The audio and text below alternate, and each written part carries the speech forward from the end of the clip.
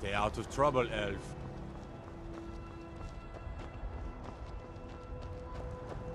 The warm sand of elsewhere is far away from here.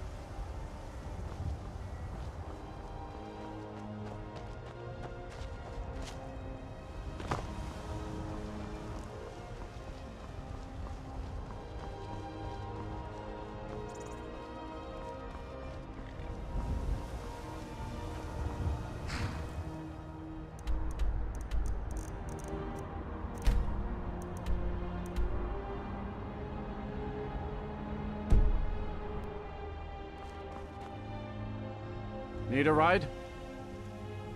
Where do you want to go?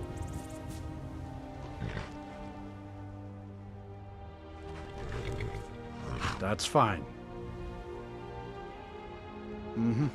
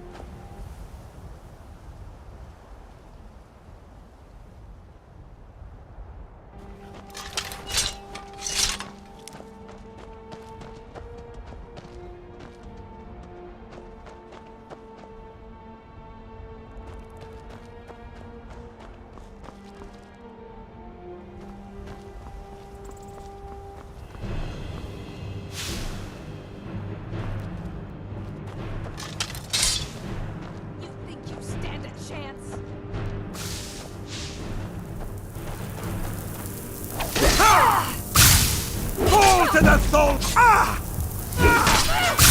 Foolish humans, your time is at an end.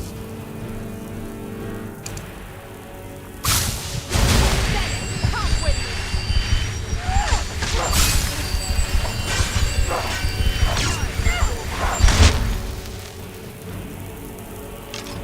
me. Enough!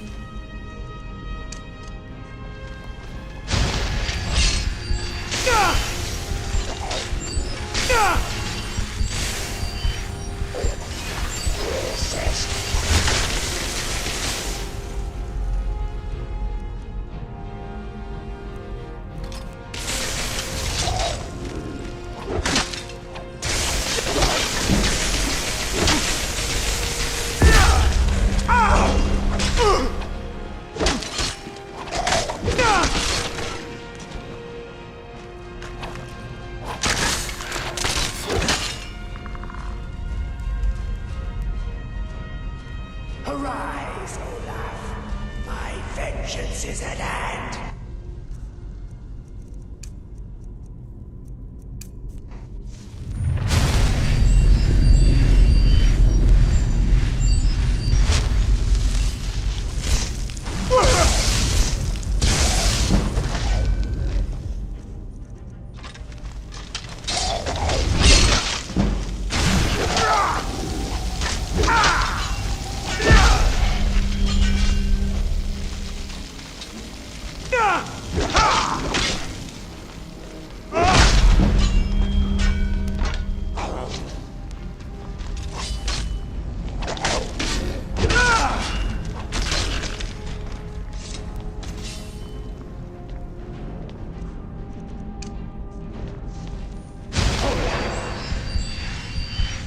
Insolent rat! Die!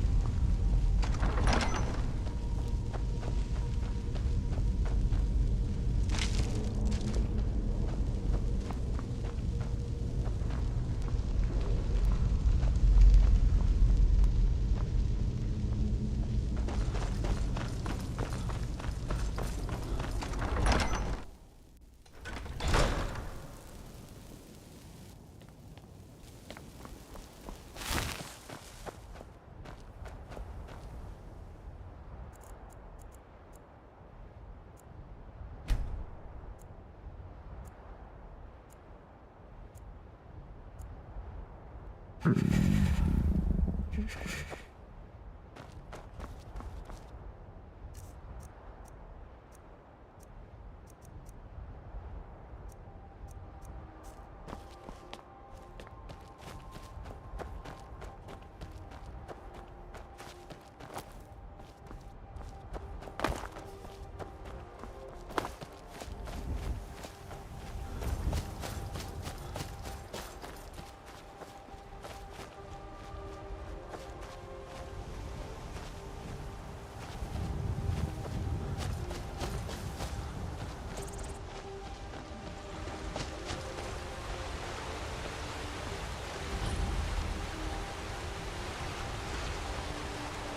don't look so good.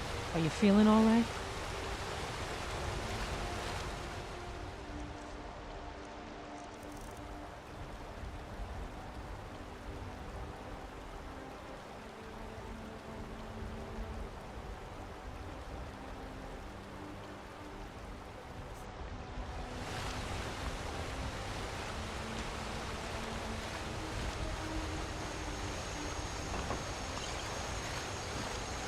I've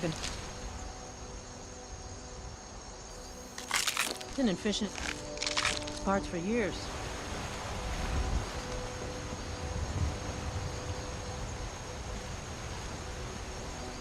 Welcome to the crabber shanty, my lord. We got fresh crabs in the barrel and fresh crabs in our bellies.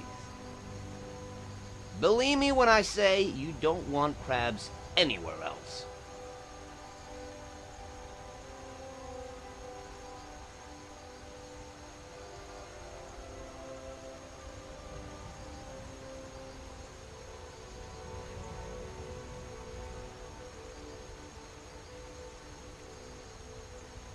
It's on the shanty, my friend. We've got a surplus of crab, and you'd be doing us a favor. So grab a bite, and grab an ale. But try not to grab my behind. It's only shaped like a mud crab.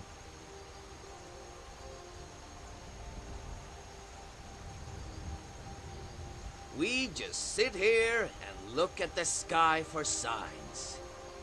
Some hunters say you can see shapes in the clouds, or patterns in the stars. It's kind of like the old scryers who read the tea leaves. Sometimes they see the future. Most times they're just staring at a bunch of leaves.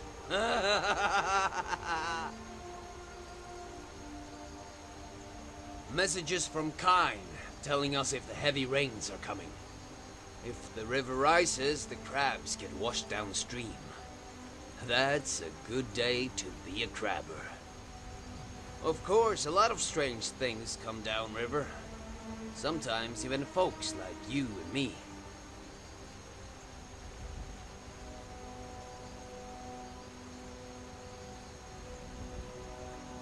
Well, there was this one time we caught a mud crab with 3 eyes. But it turned out it was just some pebble that got lodged in its shell.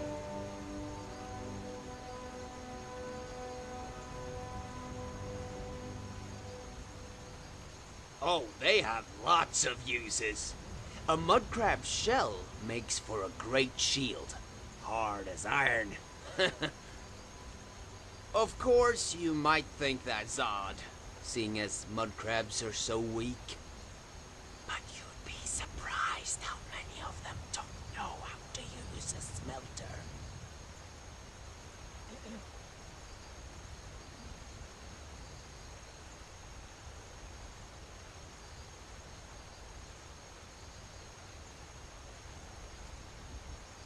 True, they can be soft as mud, but mud can be hard too.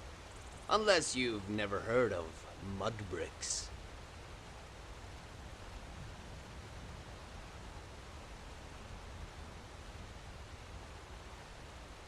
What would you like me to sing?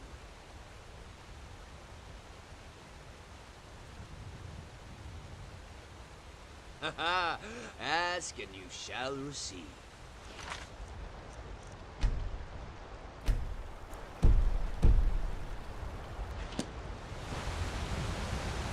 What can I do for you? What would you like me to sing? Ask and you shall receive.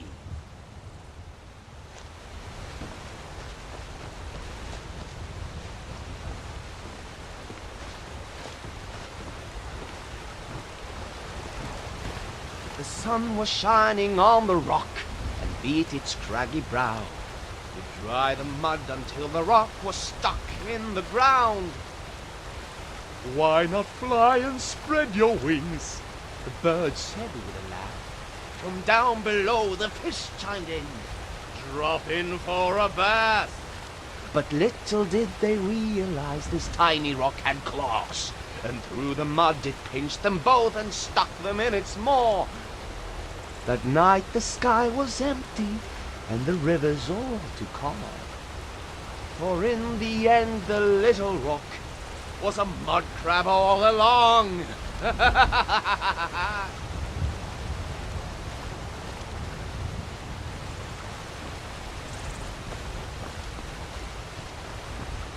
What can I do for you?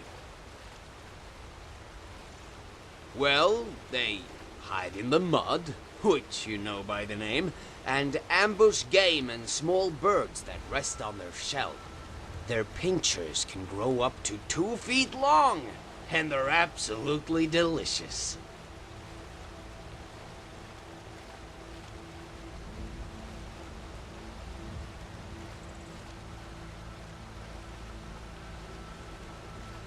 Slaughterfish, mainly. Also crabbers like me. Other than that, not many. They're fearsome little buggers. Sometimes we put them in a bucket and let them fight it out. It's a guilty pleasure of mine. Like sweet rolls for the mind.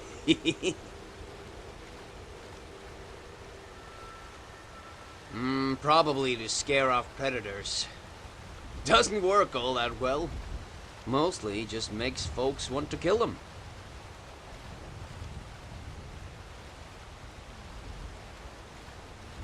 Sure, we can talk about other things, so long as it's about mud crabs.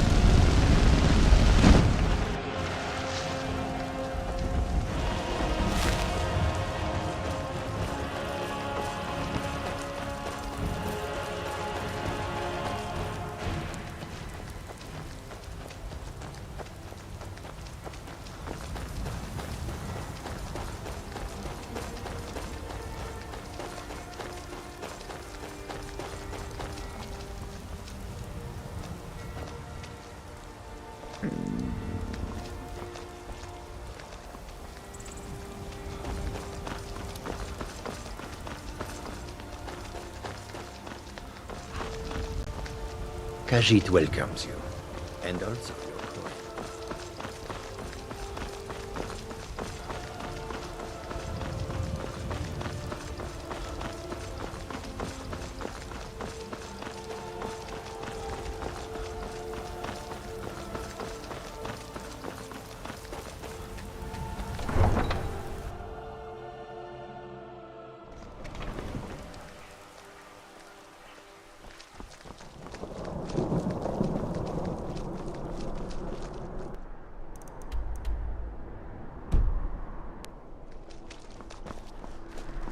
If you're heading to the Blue Palace, you might want to rethink that outfit.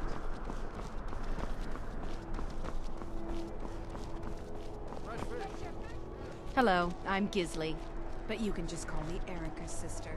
Everyone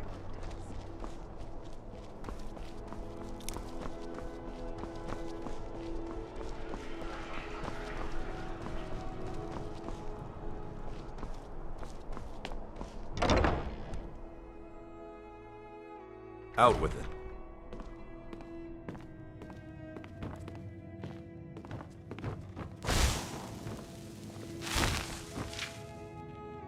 Ah, you've returned. How goes the task I gave you? I have to admit I didn't think it would actually be there. Now, let's take a look at this. Oh no, this won't do at all. The copy is incomplete. It's aged to the point that parts are unreadable. And the parts that are readable, well, Bardic verse has come a long way since ancient times. It means I can't read it to the court. Without the verse, I won't be able to convince Elisif of the importance of the burning of King Olaf festival. If she isn't convinced of the festival's importance, then she won't reverse her decision to stop the effigy burning. It means that the burning of King Olaf, which the Bard's College has held for time immemorial, won't be happening. Make it up? That doesn't seem appropriate. I suppose I could copy his style based on what you brought me, but I have no idea what happened in between these verses.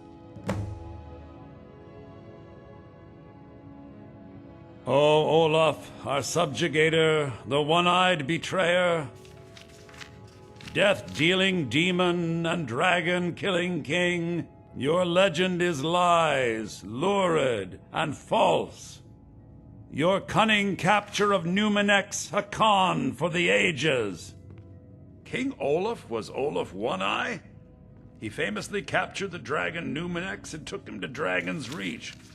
What did we say really happened?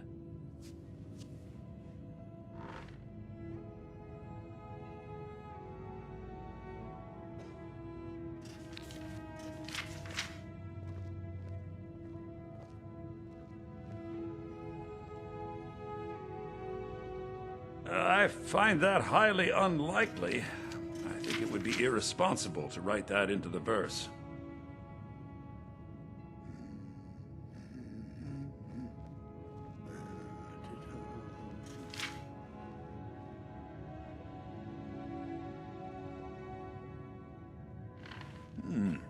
Well, Olaf did become king, and Numenex escaped later. It's entirely possible. And I'm sure the court will like that. I'm writing it in.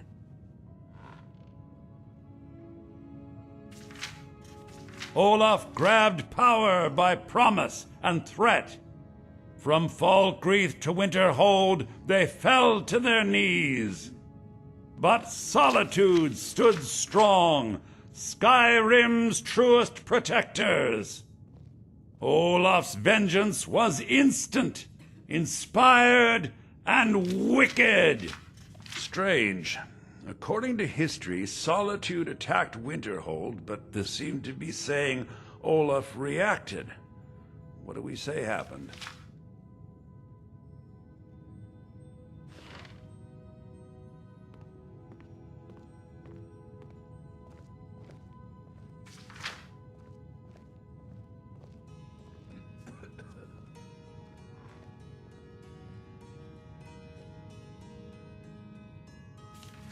Not the most exciting answer, but the most likely. I'll write it in.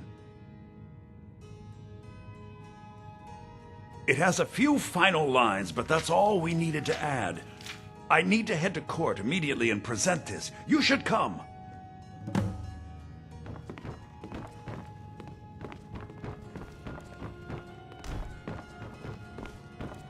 I do hope the court...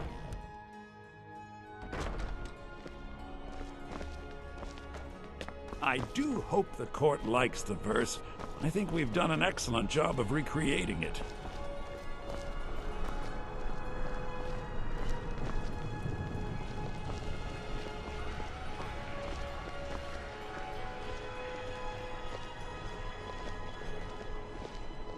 I'd be a lot warmer and a lot happier with a belly full of mead.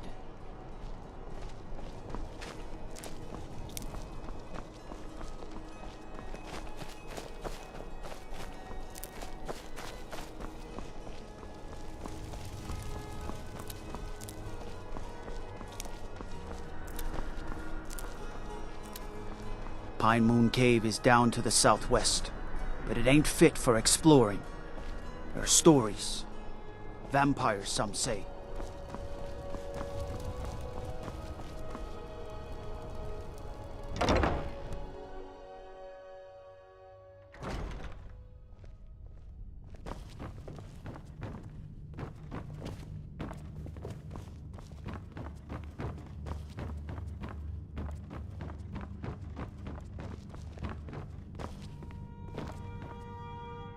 I do hope the court likes the verse. I think we've done an excellent... I think my voice is ready. I hope we've done this well.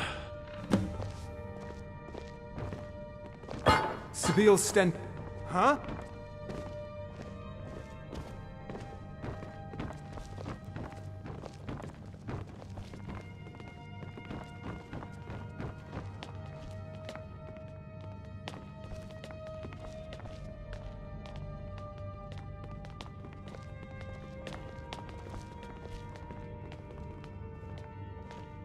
Ah, Viarmo. I assume you are here to petition for the reinstatement of the Burning of King Olaf festival. I am, Jarl. I wish to present King Olaf's verse from the Poetic Edda, recovered this very day from the Bard's tomb. You mentioned something that would convince us the festival should take place, but I didn't expect King Olaf's lost verse. Please proceed. O Olaf, our subjugator, the one-eyed betrayer, death-dealing demon and dragon-killing king, your legend is lies, lurid, and false. Your cunning capture of Numenex, a con for the ages. No shouting match between dragon and man, no fire or fury did this battle entail. Olaf struck a deal to make himself king. Numenex let go, though none tell that tale. Olaf grabbed power by promise and threat. From Falkreath to Winterhold, they fell to their knees. But Solitude stood strong, Skyrim's truest protectors. Olaf's vengeance was instant, inspired, and wicked. Olaf sent word to Solitude's Jarl, cajoling and mocking and begging for a fight. From Winterhold, Olaf had sent every message. Upon attack, he was nowhere in sight. So ends the story of Olaf the Liar, a thief and a scoundrel. We of Solitude commit to the fire. In Solitude, bards train for their service. They also gather each year and burn a king who deserves it. You have proven your point, Viarmo. The festival is truly a celebration of solitude and a condemnation of false kings. I thank you, and the college thanks you, Jarl. Furthermore, I believe that such a fine poem deserves some payment of patronage. The college will be moderately rewarded. Oh, thank you yet again. I will make sure our applicant, who was instrumental in recovering the poem, will be well rewarded. Unbelievable! You have done us a great service here. I can't begin to thank you enough. Soon. These things must be done properly. You will be inducted as part of the festival itself. I need you to go speak to Yorn. He was preparing the effigy of King Olaf. Tell him to finish the preparations. The festival is back on! Please address all questions to the steward, Folk Firebeard. But politically irrelevant.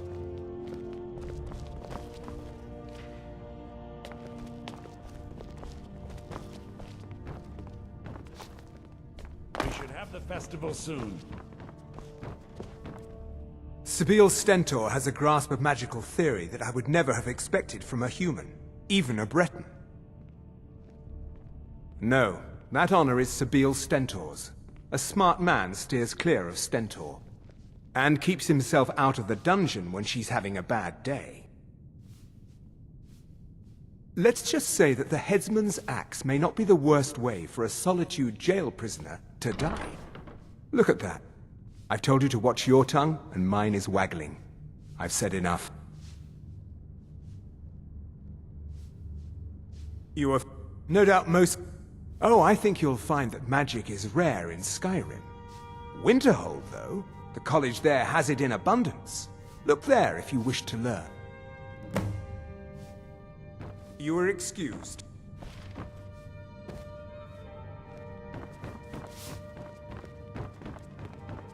Don't take this the wrong way, but you look a little sickly.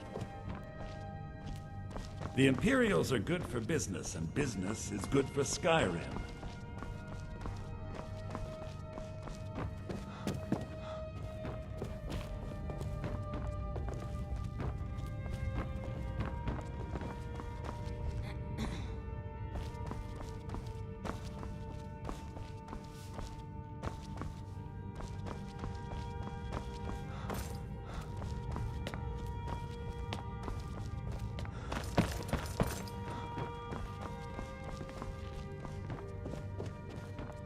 Watch your feet. We just cleaned there.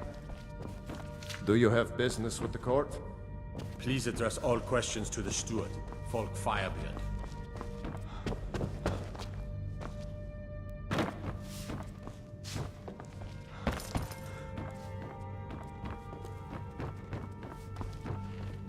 Sabille Stentor has a grasp of magical theory that I would never have expected from a human, even a Breton. Unless we have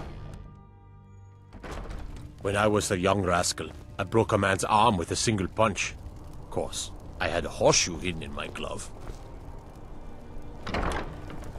What is it? If it's arms or armor you need, see Bayrand in Castle Down. Bloody good blacksmith down.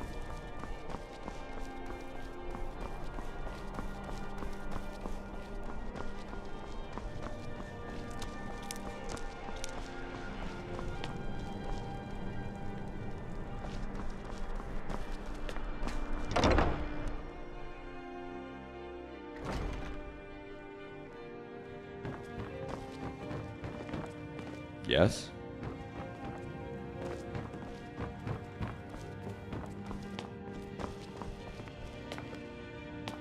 Lady Atia says my voice is second only to hers, but she's selling me short.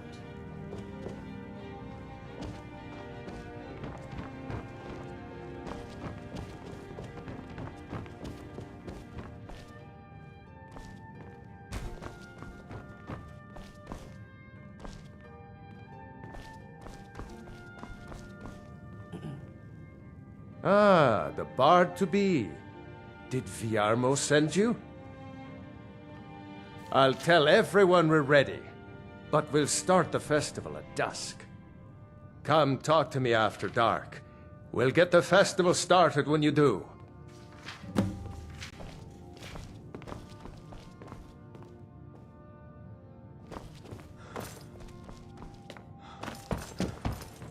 A good story is 9 points too.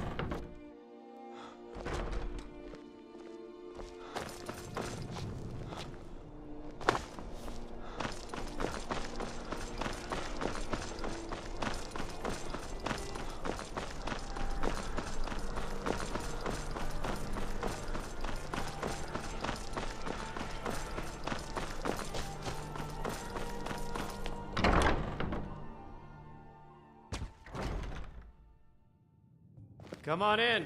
We got warm food, warm drinks, and warm beds. Welcome to the Sure thing. It's yours for a day. I'll show you to your room. Right this way. Remember the winking skeever next time you're footsore.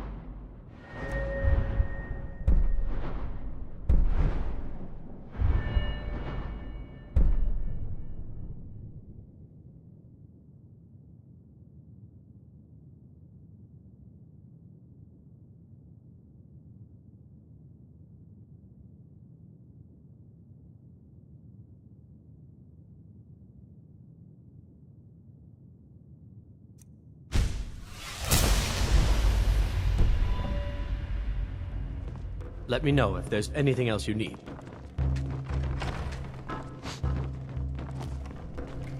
If you need a good rumor or two, I think I can oblige.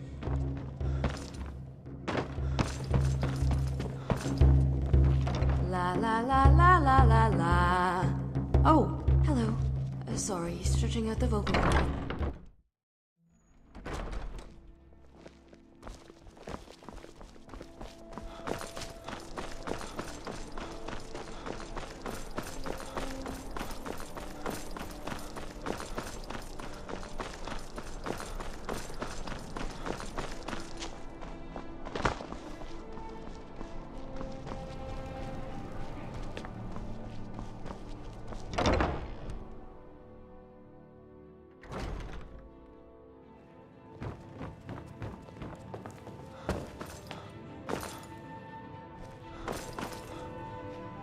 Ah, I'll tell Ep. Come talk to me after dark.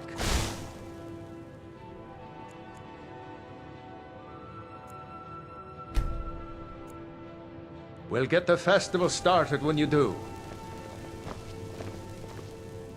Ah, I'll tell Ep. Come talk to me after dark. We'll get the festival started when you do. Don't set anything on fire, all right? Ah, I'll tell Ep. Come talk to me after dark. We'll get the festival started when you do.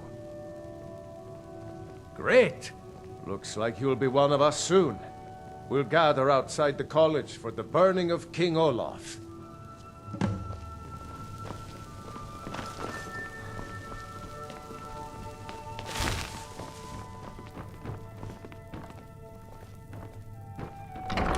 Thanks for convincing Elisif to put this on again.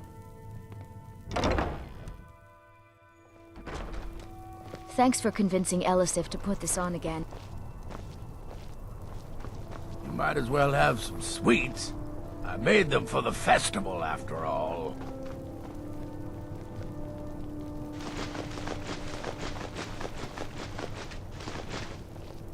I've been looking for you. Got something I'm supposed to deliver. Your hands only. Let's see here. Ah, a letter from the Jarl. Moving up in the world, eh? Looks like that's it. Got to go. Meat pies! Try one for free, come back for more. Get your meat pies! Come on, light the fire. There's the man himself. Welcome to Solitude, home of the arts here in Skyrim.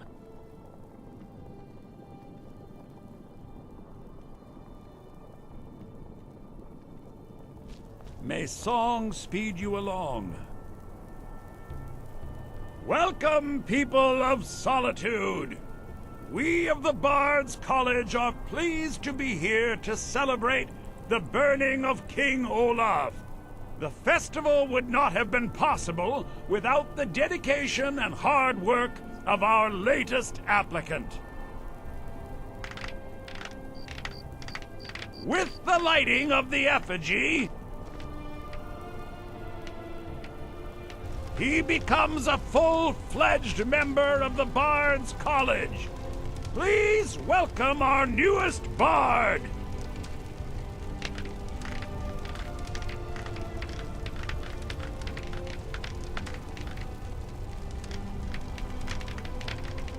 I think they like you.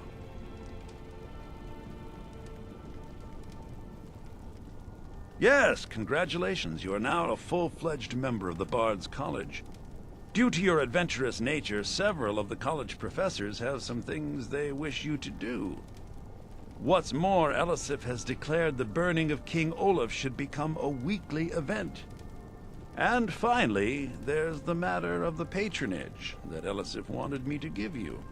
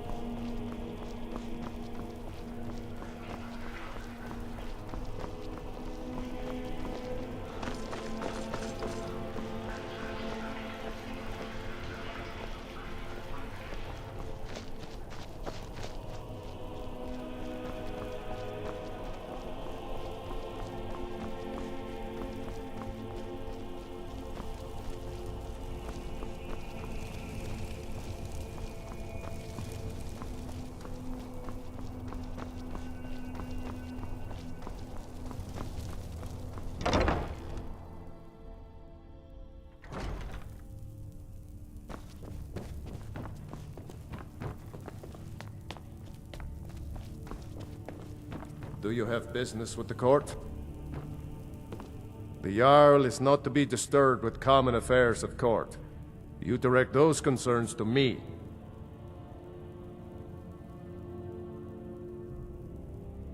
Of course he does. What sort of a question is that?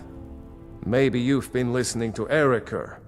There's been loose talk among some of the Thanes, and I suspect he's the cause of it. You'll pay those rumors no heed if you wish to retain your welcome in this city. She may be young, but Elisif is the Jarl by right. And here in Skyrim, if nothing else, we respect the traditions of our fathers' fathers. You do well to remember that.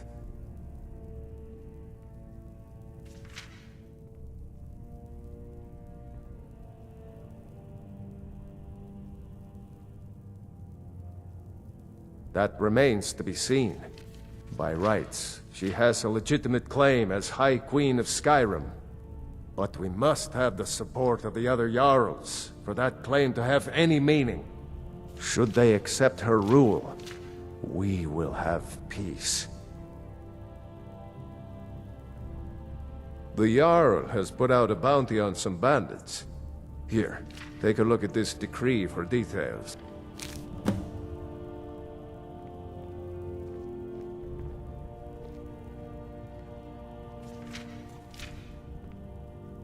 Feel free to Hello there. My duty is to keep the Jarl safe, not play nursemaid to you sycophants. If you've come to file another complaint, I won't deign to hear it.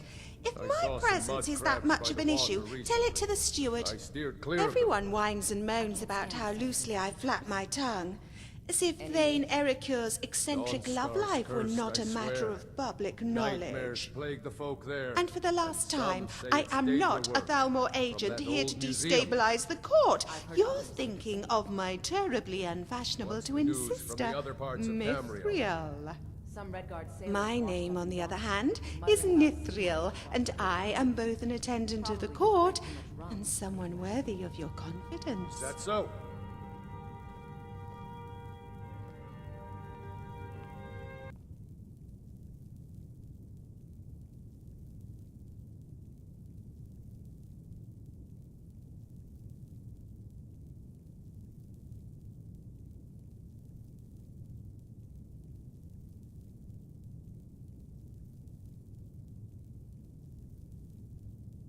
Well, let's just say Thane Erikur prefers to do his shopping in the dungeon rather than the marketplace. On some days, he'll even emerge with a sack that rattles so violently it betrays its contents as he walks. Although I think, and you didn't hear this from me, that Erikur isn't the one doling out the punishment.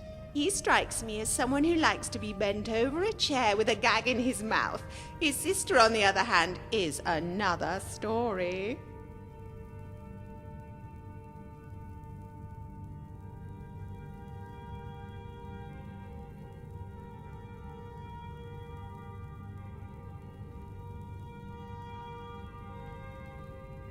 No, I wasn't implying they perform these acts together. Although now that I think about it, how salacious. You, stranger, have a good eye.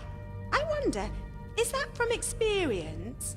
When it comes to deviance, they do say it takes one to know one. What manner of skeleton do you keep in your closet? I promise it will be our little secret.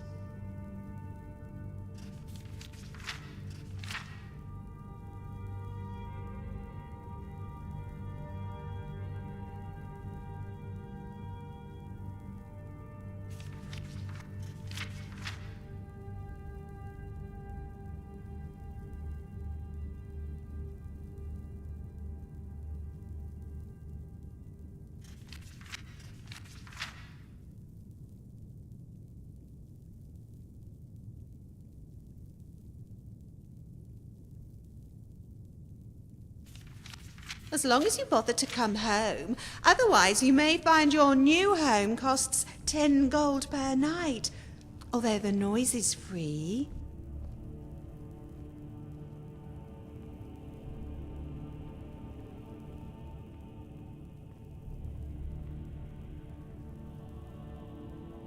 For one, I'm an excellent listener. People are willing to divulge things to me without even taking into account whether I can provide sage advice. Second, I'm delightful to speak with. Not only do I have interesting rumors to share, but I can relate them in ways that spark your imagination.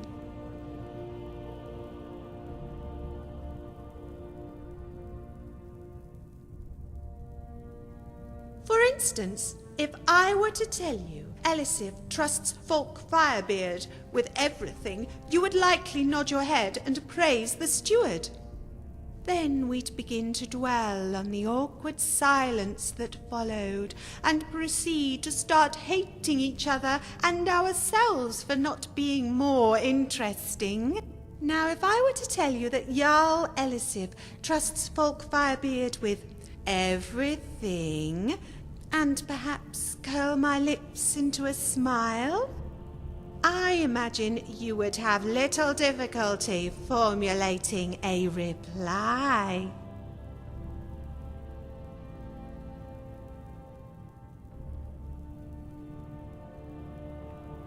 As a court attendant, I mostly deal with acquiring clothes, silverware, and other accessories from merchants both local and overseas. The Blue Palace cannot have its residents dressed like common rubes. And by rubes, I mean the lesser nobles that inhabit the other holds. Unfortunately, much of the clothing I had recently shipped in by the East Empire Company was deemed too impractical given Skyrim's frigid weather.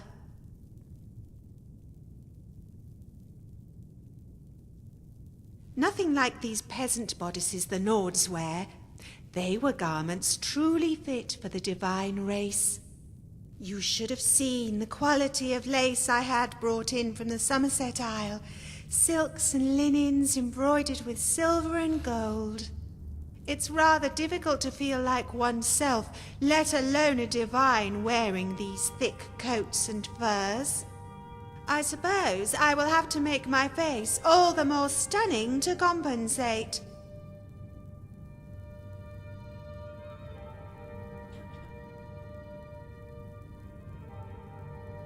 Attar is a menacing one, isn't he? I suppose it's part of the job description. Men like that are typically kittens behind closed doors. Now Yorn is a different story altogether.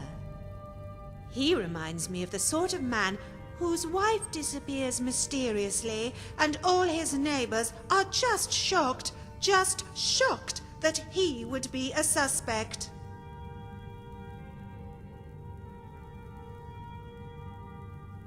Indeed, they asked me what I saw, and I told them what I heard. Ulfric Stormcloak shouting King Torygg to pieces! And I do mean that literally. From what I understand, there were chunks of the High King all over the walls of the throne. General Tullius, meanwhile, was screaming at Aldis for letting Ulfric escape. Naturally, Aldis made Rogvir a scapegoat for his own ineptitude. Which is laughable. Rogvir couldn't even find his own bottom, let alone an escape route past the castle guard.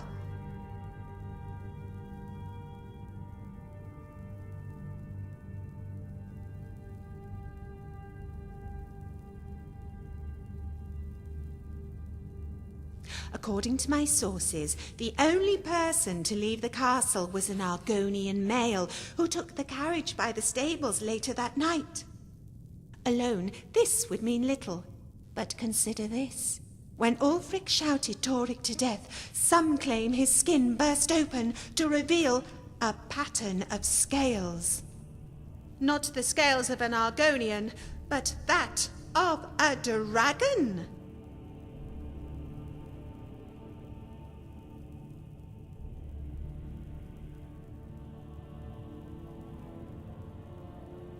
Not half as ridiculous as same as taste in attire, but that is evidently all too real.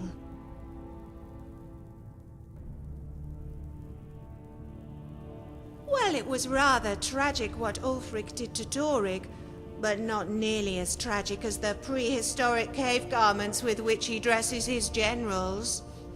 The uniforms of his lower-ranked soldiers are bad enough, given their redundancy. But I mean really, a bear's head?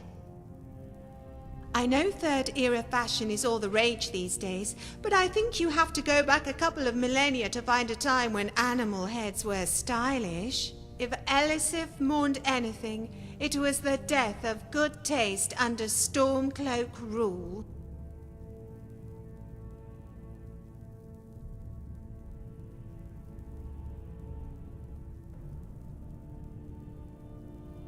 But I suspect her husband was important too. Well, I can't say all this melancholy has been good for her complexion, but she's still quite fetching.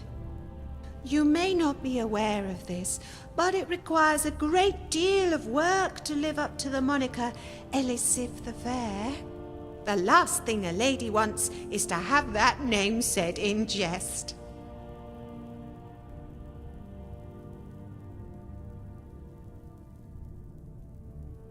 Let me know if you want to get anything off your chest.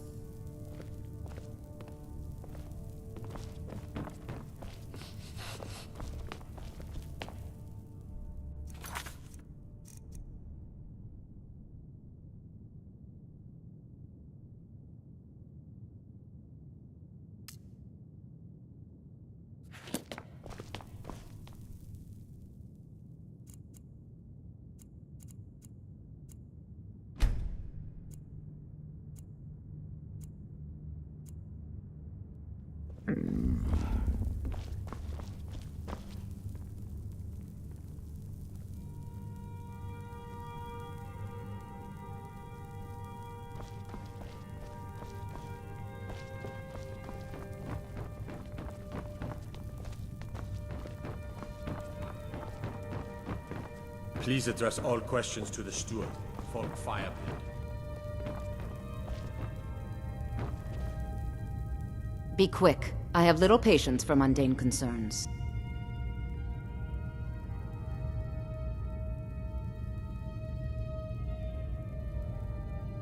So, you wish to master the arcane arts?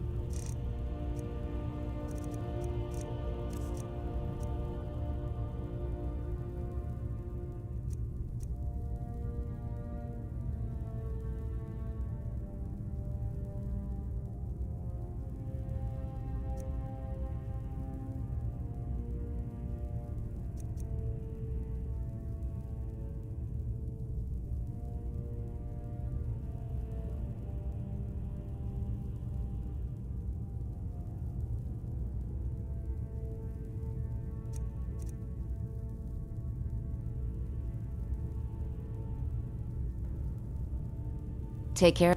I have so very many ways to deal with people. I can teach you, but I won't be held responsible for what you do with the knowledge. Stay guarded. You never know what could be out there.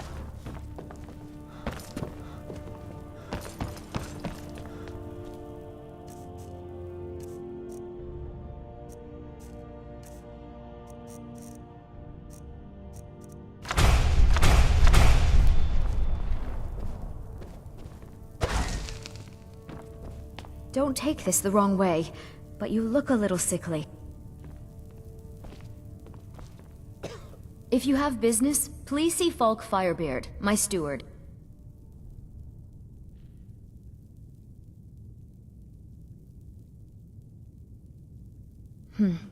A question I am all too familiar with. One my very thanes ask often. They worry that Tullius is so focused on the war that he risks forgetting what's best for our people. The real irony is that, while General Tullius is certainly no Nord, the people of Skyrim would be lost without him. Trust is always difficult, especially for my people. Yet we must trust in Tullius's leadership. For what other choice do we have?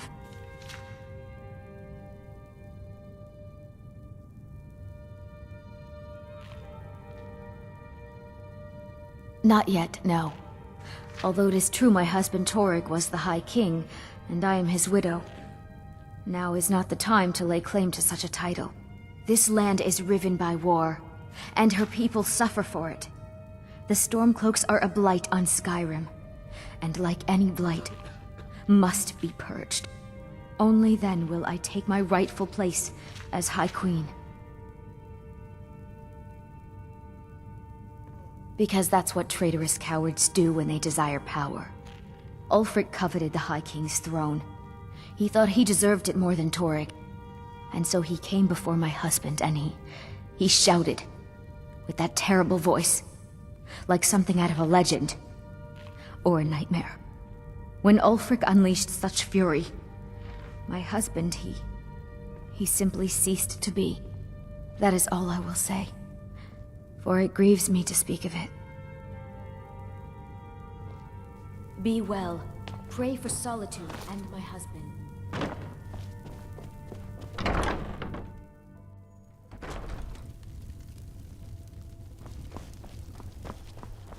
Solitude wouldn't be the same without the Fire Festival.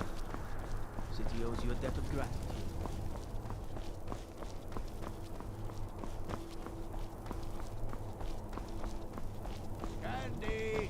Get your King Olaf's festival candy! Everything all right?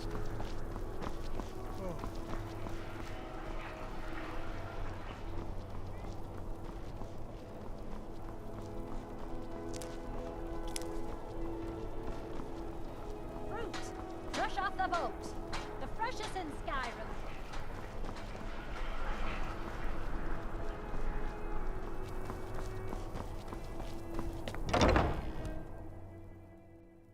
Welcome. Let me know if you want anything. Think I got a clean mug around here somewhere. La la la la la la la. Oh, hello. Sorry, stretching out the vocal cords. I fight with both blade and spell. You might say I'm equipped to handle... If you change your mind, seek me out here.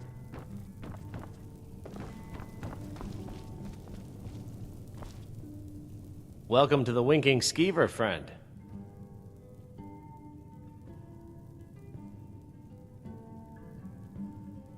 Here, take a look at this.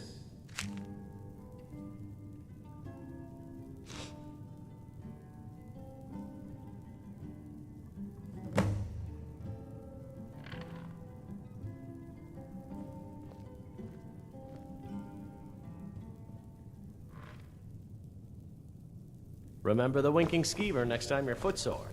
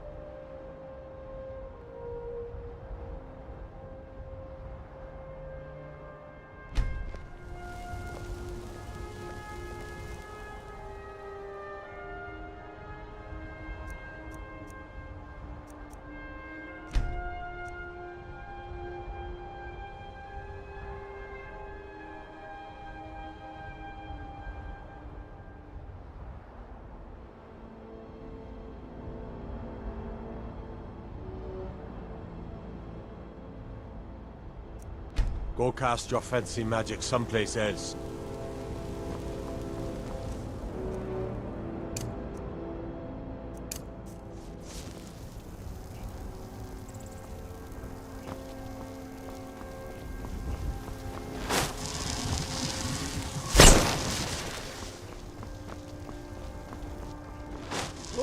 Whoa!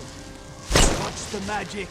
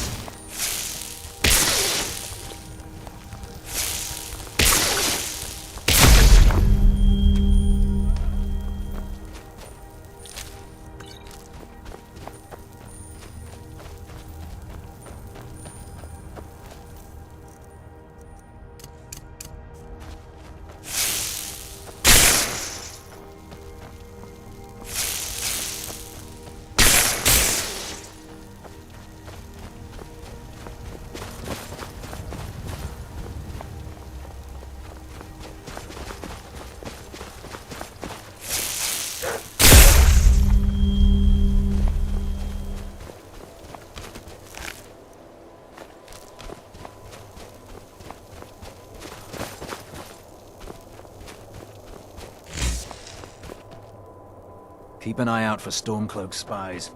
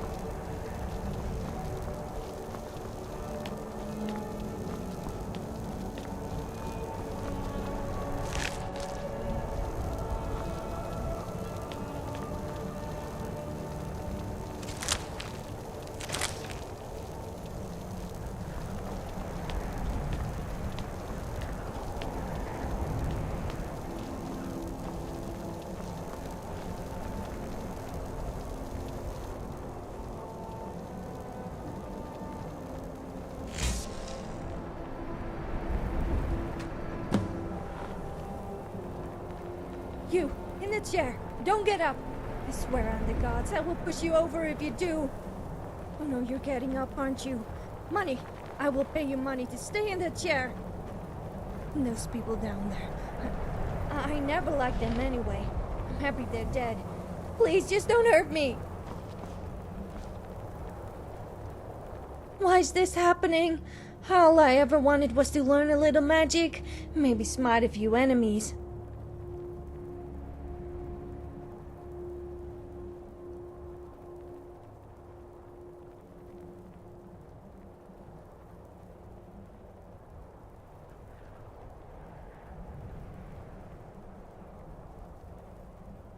Do you mean it?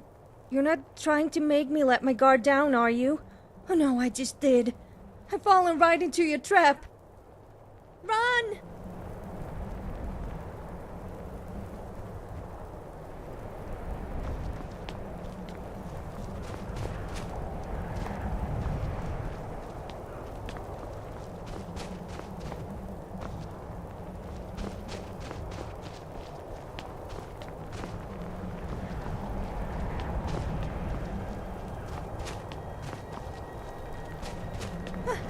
You're still here.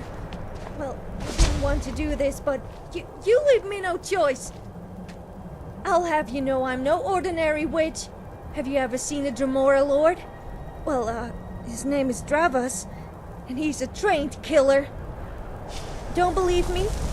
Then feast your eyes on this. I hope you're not staying out of trouble. See? I told you. That's a Dremora Lord. In the flesh. Leave, before I sick him on you.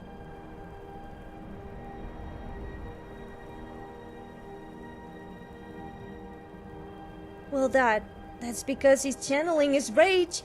Just look at him. He's a killer. He's... Oh gods, it's true. He's completely useless.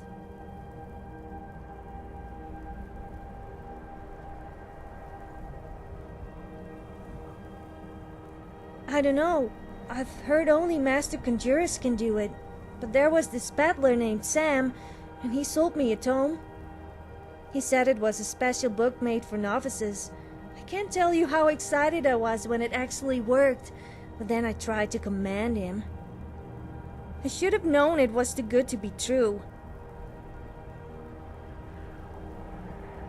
When I ask him to fight, all he does is wave his stupid tankard around. It's like he's not even here. They call it a bird's eye. Some say it's because it touches the sky. Others say it's because it's infested with hags. But you saw it. Mother Aegis is dead. All my sisters too. Which means I'll probably never become a matriarch. No! Of course not. I mean, you people kill the mothers, right? Then, why would I want to be one? No way, not me. I'm just a regular old student from the College of Windhelm on her way back home.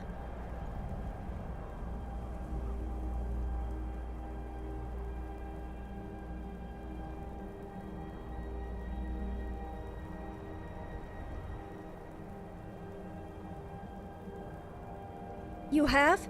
Oh, of course you have. The magic is so strong. I turn myself into a fungus if it meant having that power.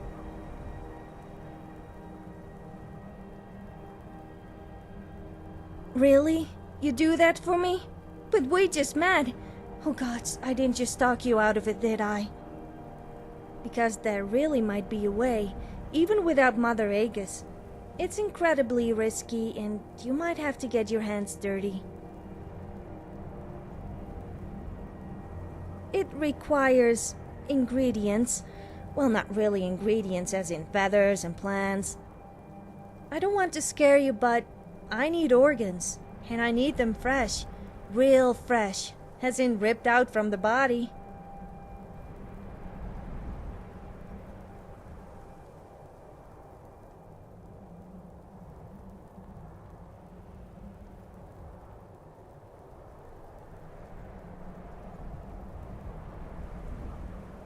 Oh gods, no! I can't stomach all the blood. But there might be another way to remove the body parts without needles or sutures. You do realize we're talking about people, right? I mean, I need goat heads too, but we have plenty here already.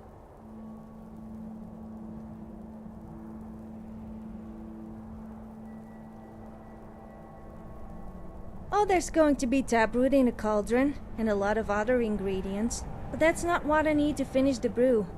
I need people. I know that sounds wicked, but there's no other choice. You understand, don't you?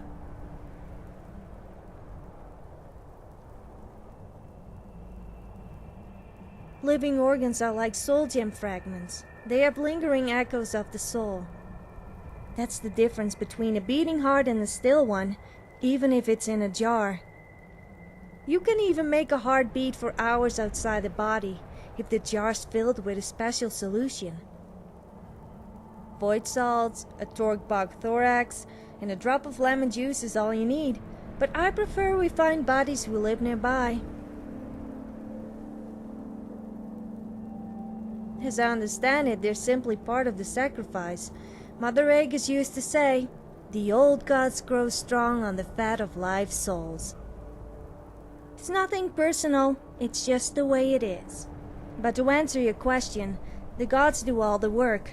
The sacrifices are just, well, a bribe.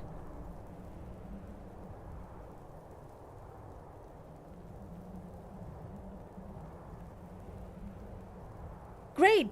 I know just the family. They live in a small cottage west of here, across from Lost Echo Cave. There's something about them I don't like. Something off. Don't get me wrong, I'm sure they're nice people once you get to know them, but not nice enough that I'd feel guilty about harvesting their organs. I need the father's liver, the mother's toes, and the child's heart. If you do this for me, I'll pay you in gold. No, better than gold. I've got a special reward for you. You'll see.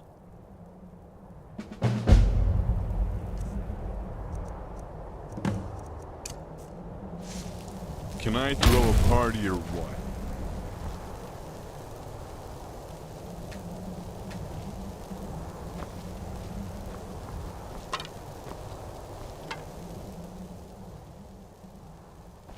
I hope you're not staying out of trouble.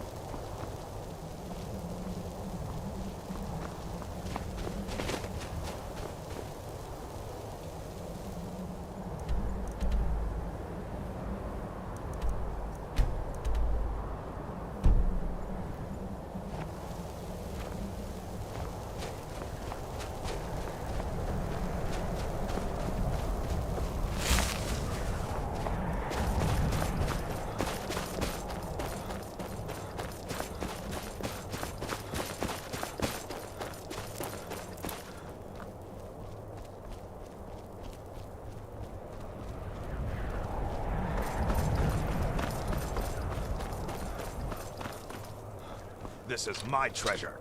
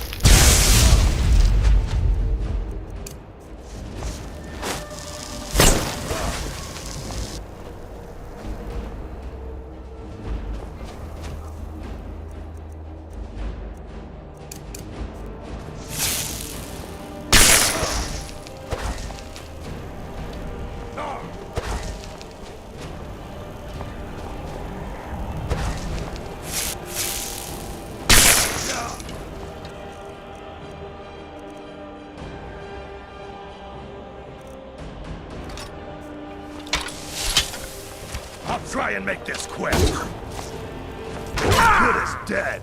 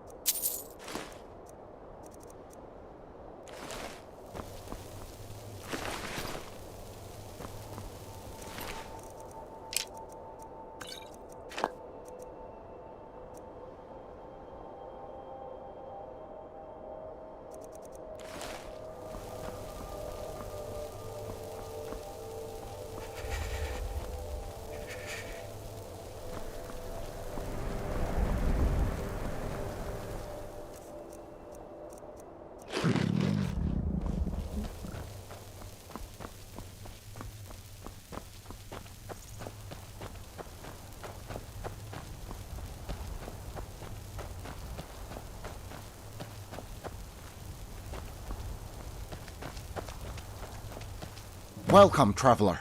It's been a long time since we've had an adventurer come through these parts. Surely you'll want to come in and rest your weary feet.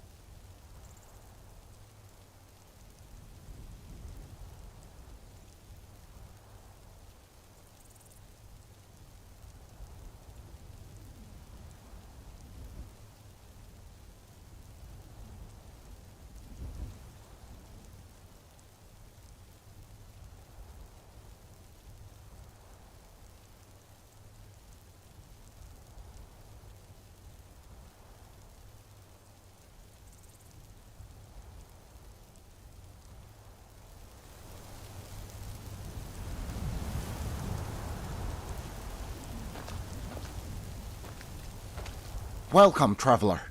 Surely you'll want to come in and rest your weary feet. No, don't thank me. My wife and I enjoy the company. My little one even more so. Say, you've got a nice set of earlobes on you. Where I come from, those are good luck. And good luck is contagious. You must stay the night. Really, Papa? What about his toes? Are they big too? You said toes bring the best luck. I don't know, child. I won't know until he takes off his shoes. But my money's on you, little giant. You and your mother were blessed with very large feet. Really? You mean it, Papa? Of course, my darling. Now go tell your mother we have a guest. Okay. And remind her to sprinkle salt on the floorboards by the entrance. The home has to be purified before a guest steps inside. In any case, judging by the smell, it looks like we're having stew. I hope you like churros.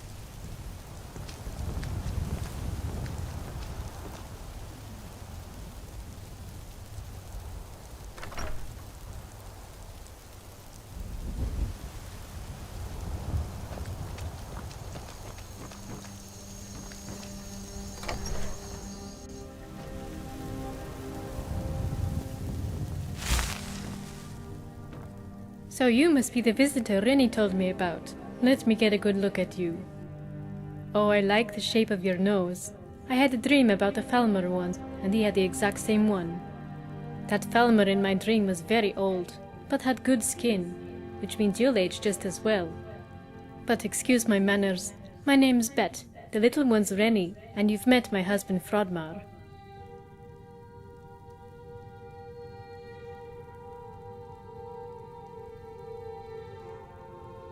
My husband does like to exaggerate. Most adventurers can't tell the difference between charas and chickens.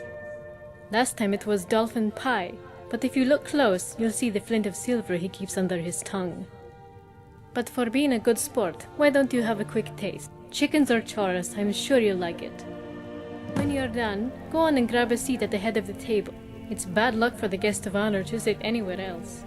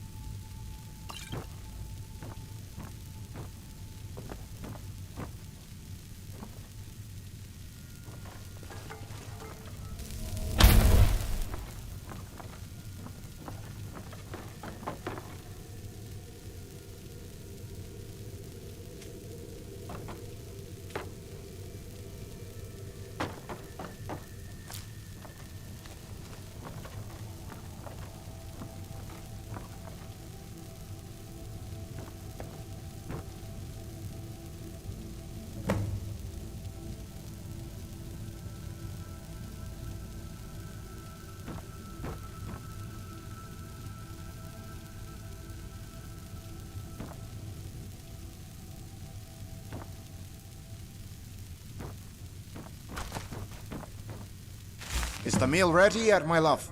The more I work, the hungrier I get, and it's been a long week. Did you place the elf's ear in the boot like I told you? I've been doing that, and chewing on them as well. Plus, I put one of those purple flowers under the cooking pot in the bed. Oh, love, purple? You didn't leave Nightshade under the pot again, did you? I told you it goes under the pillow. Silly me. How's that rhyme go again? When you're feeling blue, the color's true. When you're feeling high, use shades of night. What would I ever do without my Rennie? Do you have any children, traveler?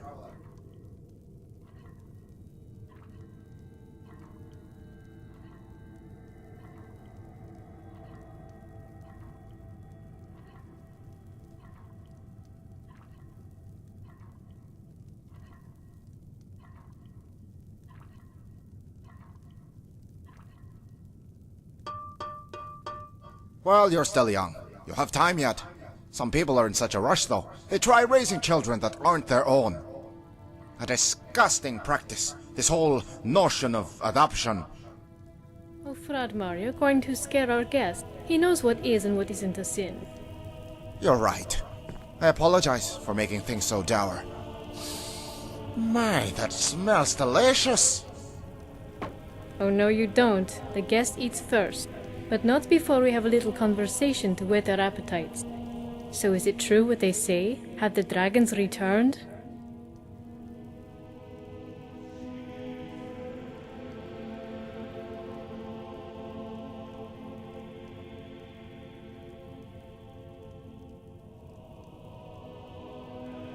Fradmar will be pleased to hear that. He would love having a nice juicy pig roast for dinner. He doesn't realize I'm the one who has to cook it. But there won't be any flying creatures coming this way. We keep a dead bird by the mantle every season to ward them off. Although right now it's just the feathers. Ah, southerners with their troubles. Dragons, schmagons. It's what they get for living in such hot weather. Mama, can I show the nice man my bug collection? After you finish your stew. Don't let the girl have her fun. We can put the stew back in the pot for now. Let it warm up some more. Yay! It's really impressive. I keep it on the table over there next to Rengir's skull. He keeps an eye on it for me. Your brother always did enjoy playing with bugs. Eating them too. Not anymore, Papa. Not after you took away his teeth. Ah, that's right. Poor Rennie was scared Rengir's skull would eat her collection. So I had the lower jaw removed. Children have such wild imaginations. In any case, we have the jaw in a drawer for safekeeping.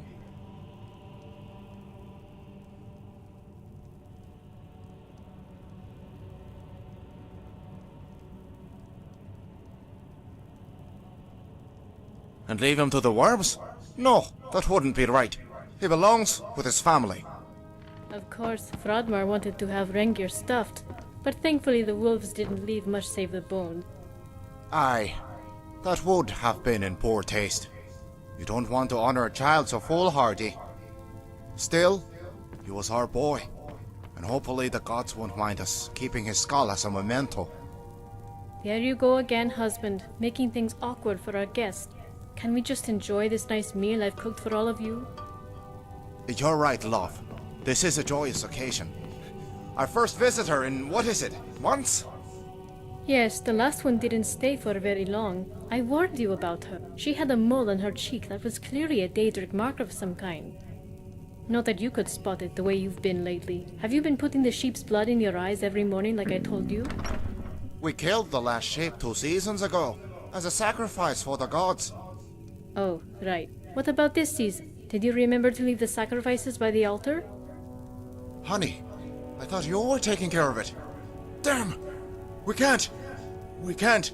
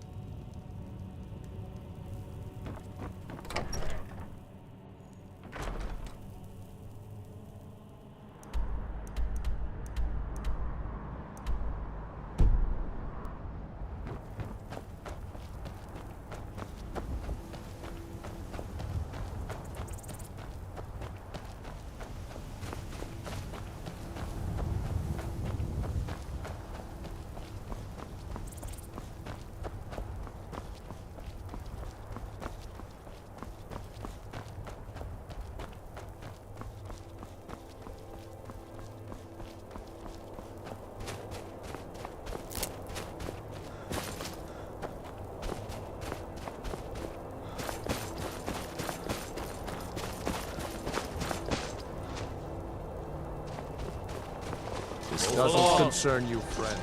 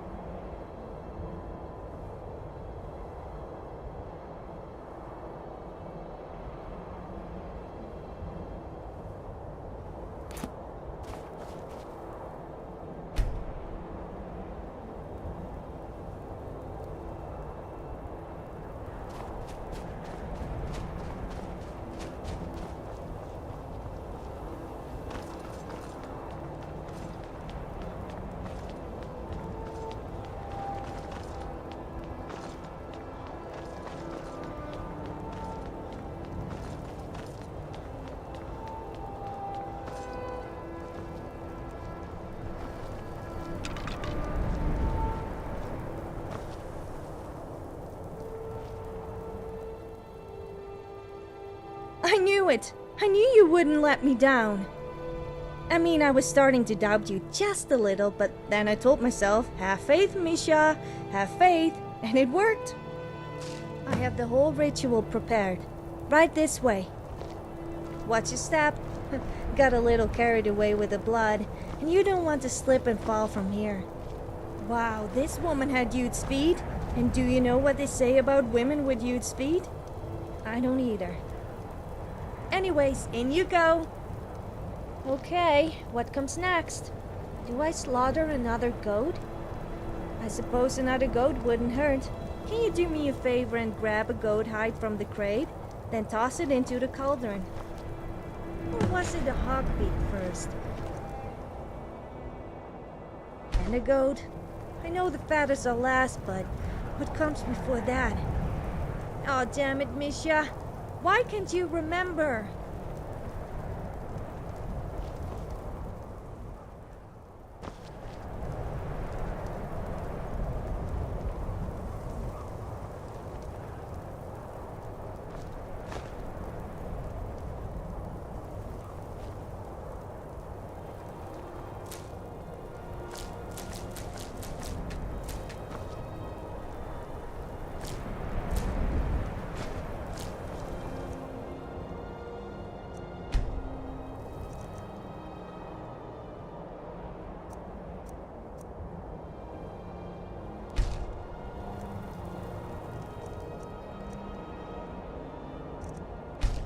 By the crone, you did it!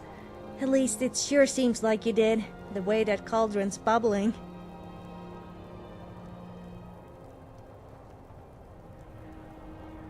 Well, it's kind of scary, but do you know what's even scarier? Not doing it. But yeah, just in case, let me give you your reward now. It's the spell tome that Peddler gave me. Dravas doesn't fight, but he does draw attention. You know how it is. Pretty much everyone attacks the Dromora first. Wait, you don't like your gift? Damn it, I knew I should have went with a sack of gold, but people say that's so lazy. Either way, I guess it doesn't matter now. In about a minute, I'm going to be too powerful to care about anyone but myself.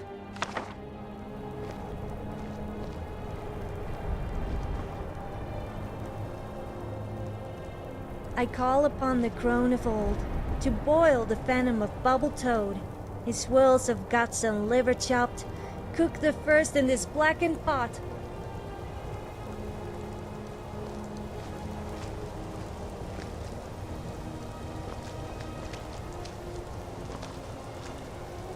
Eye of nude and flux of crow, boil the broth with the second stows, fillet of snake and magic's dark, drain the life of this child's heart.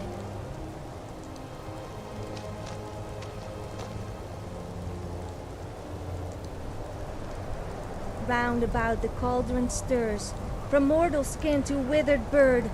From these 4 lives it drinks the stew, from witch to hag be born anew.